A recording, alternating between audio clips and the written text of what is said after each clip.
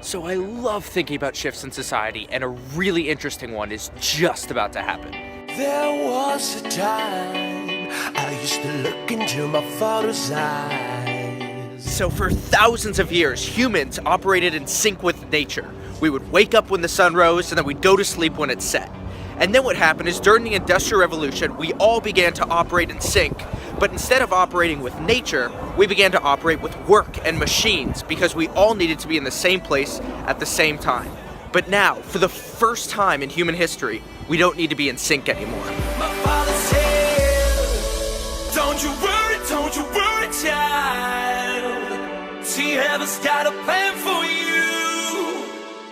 The Industrial Revolution forced synchronized work because during the 19th and 20th centuries, companies literally could not scale up and operate machinery unless all people were doing the same thing at the same time. One of the big examples is Ford's manufacturing line. People needed to be on that manufacturing line working at the same time, from 9 in the morning to 5 in the afternoon, so that things could proceed efficiently and smoothly.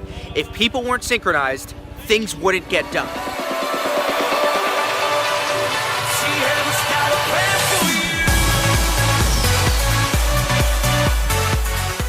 And through that, we saw the rise of synchronization in terms of communications and mandatory meetings, and then end of the year reports in December.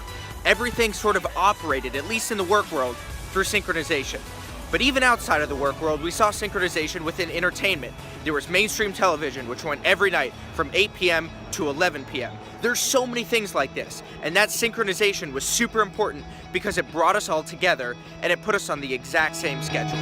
Everything seems like a city of dreams. I'll never know why, but I still miss you.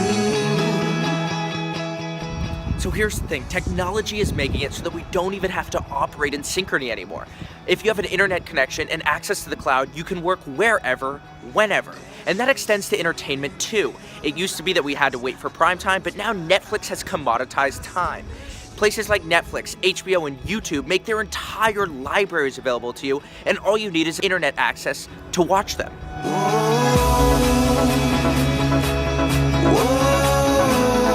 And we've seen advancements in efficiency and quality of life in the way that we communicate too. I think part of the reason that the workforce has totally embraced email is because it means that only one person needs to be free. With a meeting, both people need to be at the same place at the same time.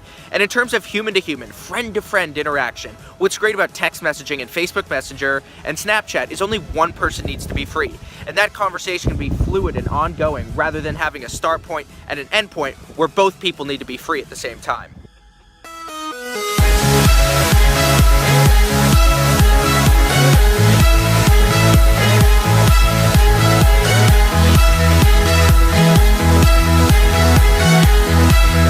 Welcome to the world of atemporality, where time doesn't matter, when we can work where we want, when we want.